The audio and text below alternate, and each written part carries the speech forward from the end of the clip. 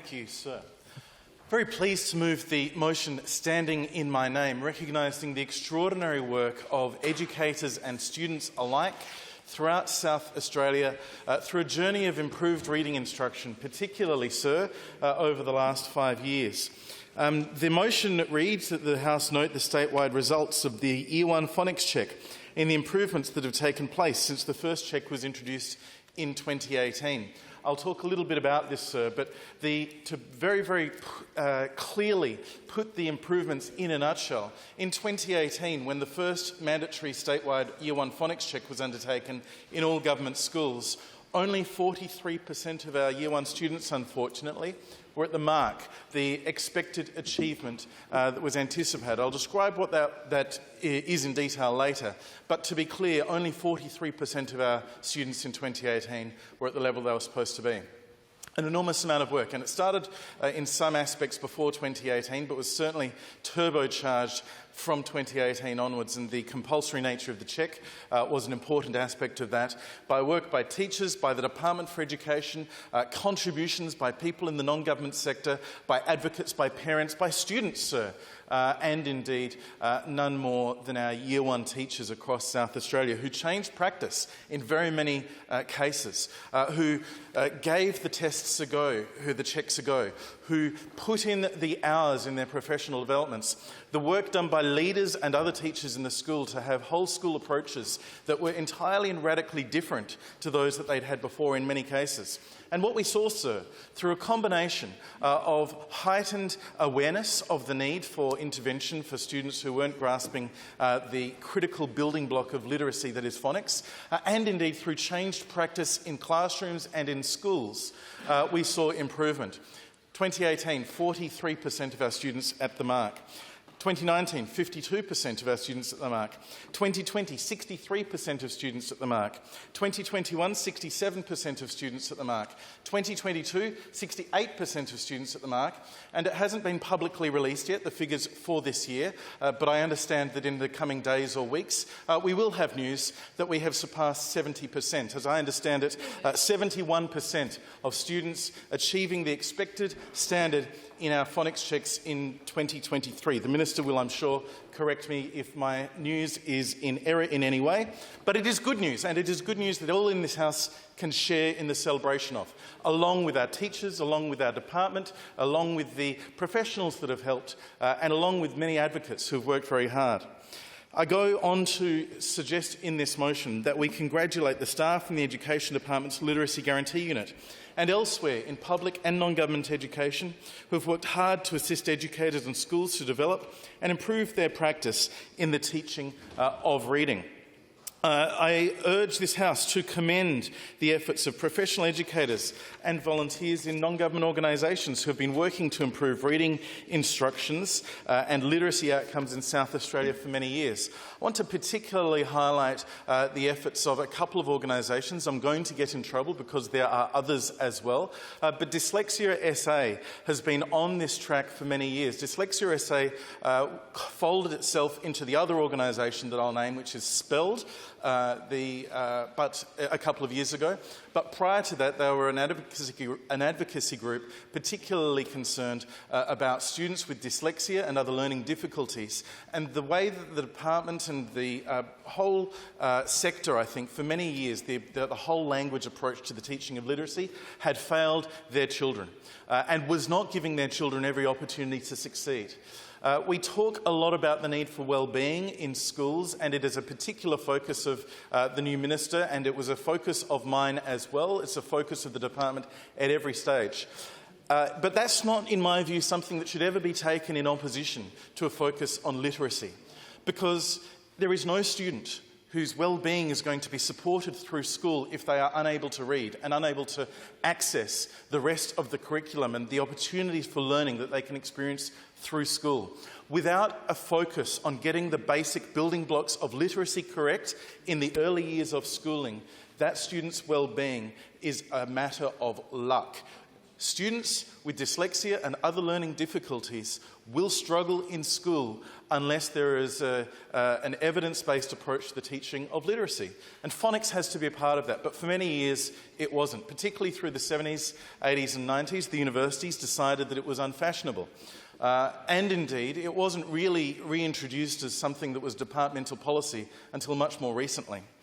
And about 2015 or 2016, I think the Deputy Premier was then the Minister, there was some work done on approaches to reading instruction, and the department at that point, I think Jane Johnson was the head of schools at the time, she gave evidence in an estimates hearing in this room that the department was going to focus on the big five of reading, sometimes described as the big six, but one of them obviously is phonological awareness, one of them is phonics instruction. But in an explicit fashion and using systemic synthetic phonics as an approach, the department's policy was still on a journey. In 2017, the federal government, led by Education Minister Simon Birmingham, I think it was at the time, having replaced Christopher Pyne, but if it was Mr Pyne, I apologise to him. But Ministers Pyne and Birmingham had the federal government on a course where it was certainly announced in the first half of 2017 the federal government was seeking all states have phonics-based instruction as part of their approach to literacy. And I commended at the time the Deputy Premier when she announced, as Education Minister then, that there will be a trial in South Australia. And 50 schools signed up to a trial of a phonics check. This is something that wasn't new. Nick Gibb, former Minister for Schools in the UK, had introduced this in English schools some years earlier. He had been to Australia, encouraged Australian jurisdictions to take it up. Indeed, through the efforts of Dyslexia SA and Spelled, advocacy for the phonics check was important. I'll tell you why in a minute. But to the point, the former Labor government in the last 8 months of their 16-year term did have a trial. The trial initially was headed towards the wrong direction. It was aimed at self-selecting schools to be done at a reception level, which is a time which was not seen as a relevant equivalent to the UK check because students were not at that point of learning the letters and the language in the Australian curriculum.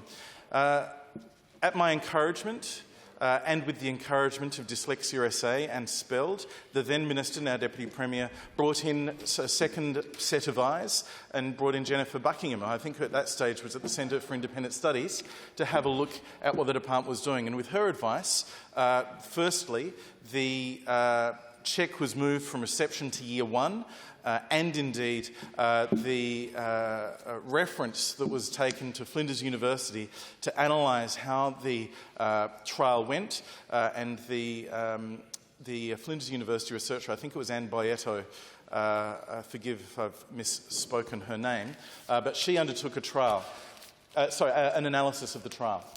So this is all 2017. This is the work the former government did, and for which I gave them credit throughout our term. At that same time, as the government was announcing the trial, the Liberal Party was announcing a full suite of measures, a literacy guarantee package of measures, including the Year 1 phonics check being mandatorily rolled out to all government schools, teacher training, literacy coaches through our literacy guarantee unit, literacy guarantee conferences in school holidays that will be accessible by all teachers, including those in the non-government sector. We also announced increased support for breakfast programs because hungry kids don't learn well and too many of our children go to school hungry each day. There were a range of measures in this package, 10 measures aimed at improving the teaching of literacy and early years reading in our schools. For months and months, we urged the government to release the Flinders University analysis of the trial in 2017, and they declined to do so because this wasn't something that was universally welcomed. It was uniquely welcomed in the fact that it had bipartisan support from the opposition, but many indeed in the sector and the union and certain principals, certain people in certain sections of the department and indeed a number of teachers were very sceptical of this approach.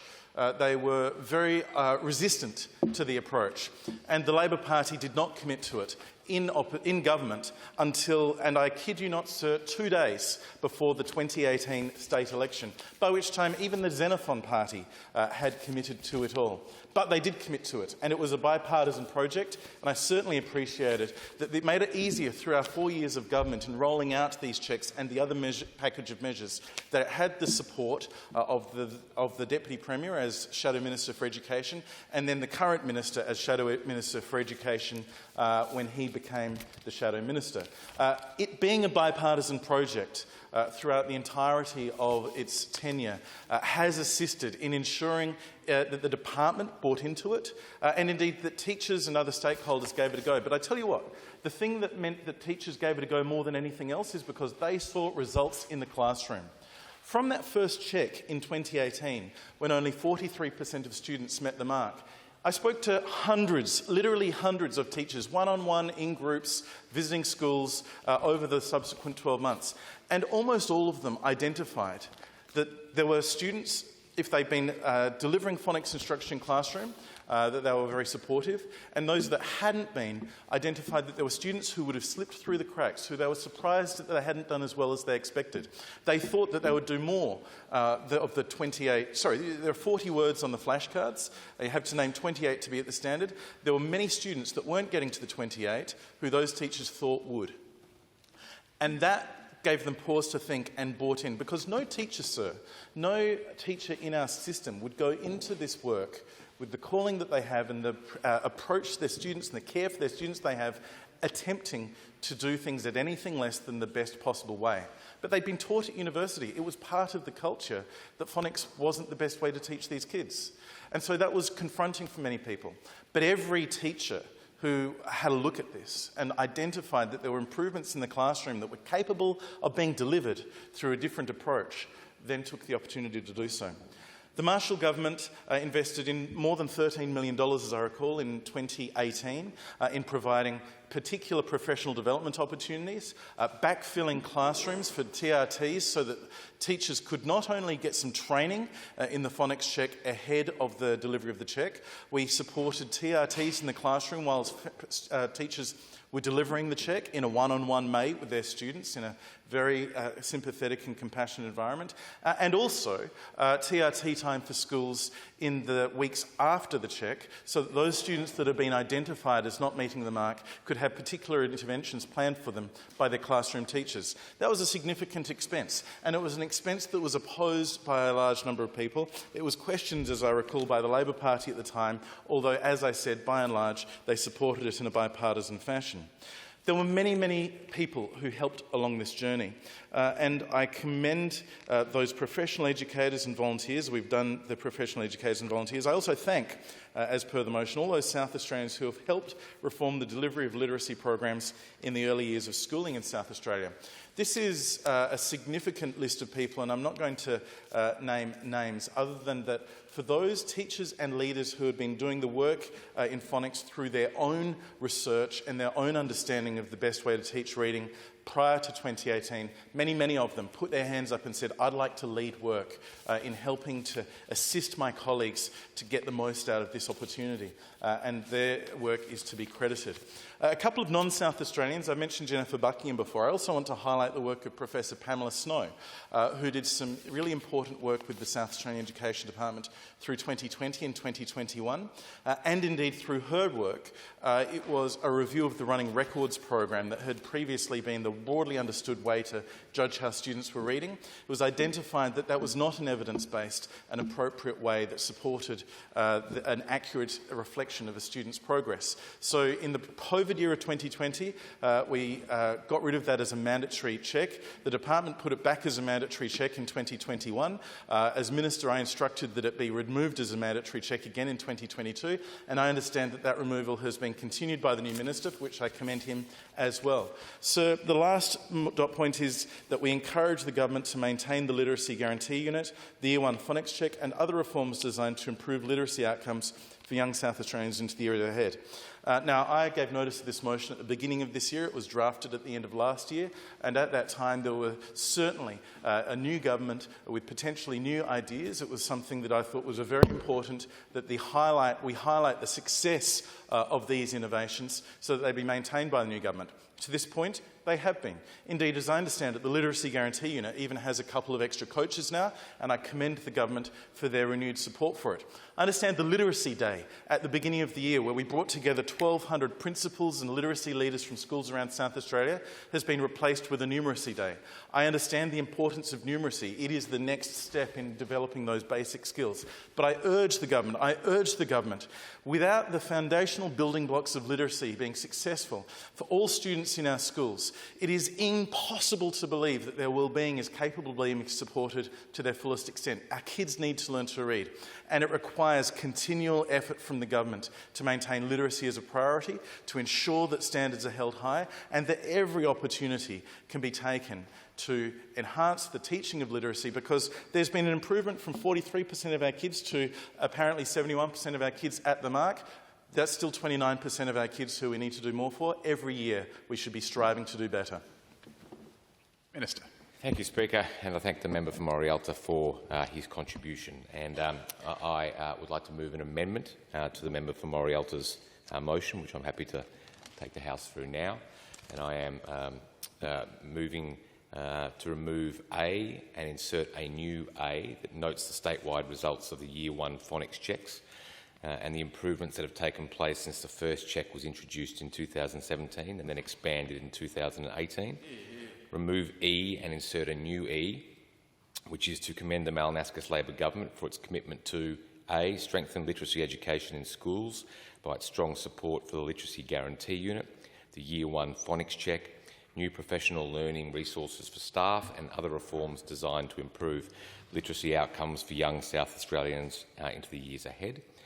B, improved mathematics education in schools with an improved maths curriculum, an annual numeracy summit and maths assessment interview trial, which will be introduced in 2024.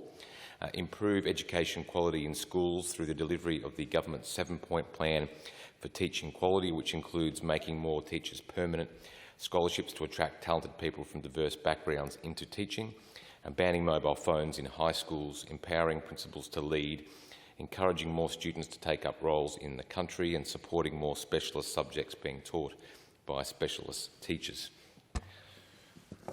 Speaker, I rise to support the motion as amended and make a contribution on the back of the contribution from the mover of the original motion, the member for Morialta, and it is true that there is a uncharacteristic amount of bipartisanship, I think it is fair to say, when it comes to the phonics check, certainly, but also a number of other policies and procedures that are in place around literacy. The one I might first touch upon was covered in some detail by the member for Morialta, is the Literacy Guarantee Unit, and which I think has played a very positive role in increasing and improving the literacy of our students. This government supports it and will keep it. I make that commitment here in this place today. The member for Morialta is also correct when he says that we've actually increased the allocation in that unit, which I think is a positive thing because it can do more of its great work, but also an indication, I hope, of the faith and commitment this government shows in the Literacy Guarantee Unit as well, Mr Speaker. I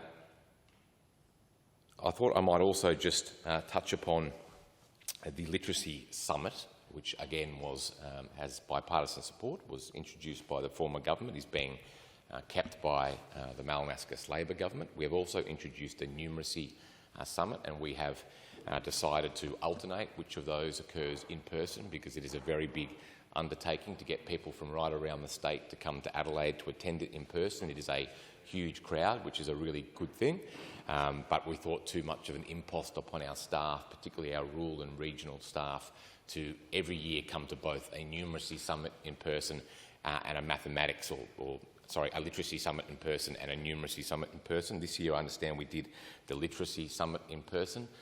Next year it will be the numeracy summit in person, and the one that is not held in person for that year will be still held but will be held online. So we are not planning on making any changes in terms of removing it. In fact, we are adding a summit around numeracy and keeping the literacy one as well, because I think all the feedback that we have had has been very positive, particularly around staff from regional and rural areas who, of course, often find it harder to get to those professional development seminars that staff who might work in the metropolitan area, Mr Speaker, can get to much more easily. I'd also like to touch upon wellbeing, which was another matter spoken about by the member for Morialta in his contribution today. And yes, I have sought to make that a priority and a theme of this government and my time, however long that may be, as the Minister for Education. My view of why wellbeing is important is, of course, it is on a human level. We want our students, no matter whether they are at preschool, primary school or high school, and our staff to be healthy and happy. But I also very much see improved wellbeing as the path to improved results, including in standardised tests, whether it is NAPLAN or PISA or whatever it might be, because I think if we have a look at the South Australia's performance, or Australia's performance more broadly in the Program for International Student Assessment, the PISA test, and the relative decline we have seen for the best part of 20 years, and you map that against the data that we hold, which is pretty significant now, around the mental health and well-being of both the students who take those tests and the staff who teach them, it has been on a inverse decline compared to the position of the PISA and standardised tests generally. And I think there is something to be said that the state of the parlor state of the well-being of young people and the workforce as well has had a role to play in how we have performed in those tests, because I certainly don't support and have not in my time so far as a minister supported taking our foot off the pedal in any way on the literacy and numeracy parts that the member for Morialta correctly identified as being vital. And it is true, and I agree, that if you can't read or write, it's not going to help your well-being. In fact, it's going to be detrimental to your well-being, because your place in society, your place in the classroom, your place in your community once you leave school will be greatly marginalised and diminished if you are not able to participate in the workforce or all those things outside the workforce for which you need to be literate and numerate.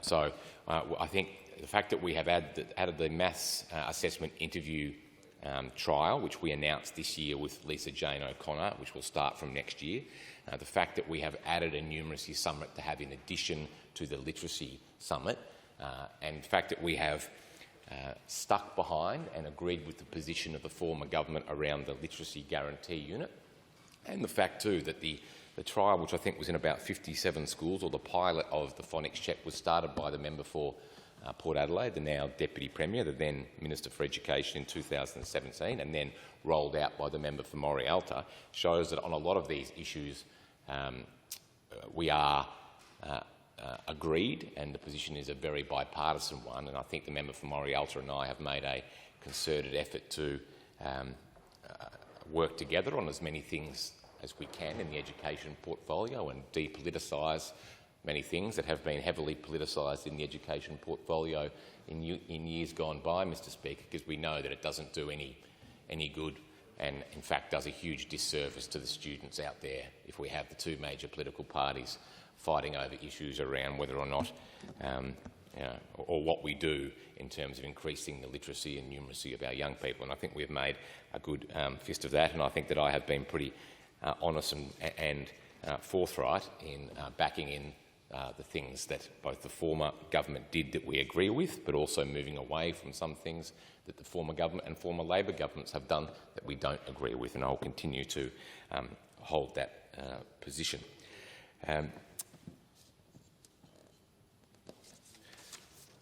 I might just finish, Mr Speaker, by talking a little about what I have seen of the phonics check and why it's so important and why it works. And I have 3 daughters of my own who are in primary school, and my twins are in grade 2, soon to be in grade 3, and they, of course, last year were part of the phonics check themselves, and I was with a great sense of interest as the minister, but also as their father, took great interest in how that process worked and what they got out of it. I saw it as extremely beneficial, and I'm happy to say in this place that for one of my children, who will remain nameless, of course, it did identify a little bit of extra help that might have been needed, and that help was given, and the benefits that we saw for her were demonstrable, really demonstrable. It was incredible. As I say, you can read briefing after briefing, and I'm sure the member for Morialta would agree with me on this, but nothing is as powerful as seeing up close how things like this work. And I saw it with one of my daughters when the phonics check identified that she needed some extra help, and that extra help really accelerated her to help her catch up to her sisters. So I commend the amended motion to the House, but also think it is worthy of acknowledgement in this place that those opposite and the government are at one on many issues here, and I certainly hope that we can remain as such, because a position like that is of great benefit to all the students in South Australia. If the member speaks, he closes debate. Thank you, sir. For the sake of completion, I think this amendment is a bit unbecoming, a bit unnecessary. It's not as if there's any specific problem with any of the measures in it individually, but this motion was about phonics and literacy, and expanding it to all of the government's 7-point plan on this and 3-point plan on the other, and all of the others, does take the focus off it. In the 5 minutes remaining, I could go through each of the 7 points in the government's 7-point plan on teacher quality and identify the ones that were sensible, the ones that were already happening, and the 1 or 2 that are just plain silly. We could talk about the government's commitment to increase teacher permanency by 10%, which is in that, and after 2 years I think the government is still as yet unresolved on how one measures what the 10% is and how many teachers are permanent. But that aside, I want to absolutely commend the Minister on 2 things.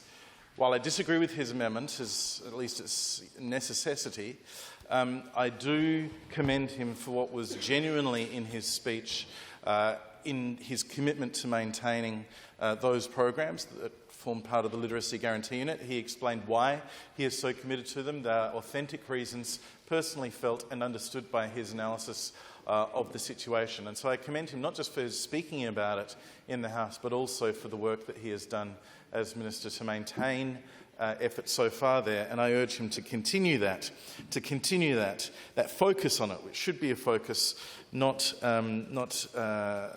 diluted by other matters. I think that the Minister would no doubt be familiar with the words of Ronald Reagan, a hero, I'm sure, of the Minister. Says, "There is no limit to the amount of good you can do if you don't care who gets the credit."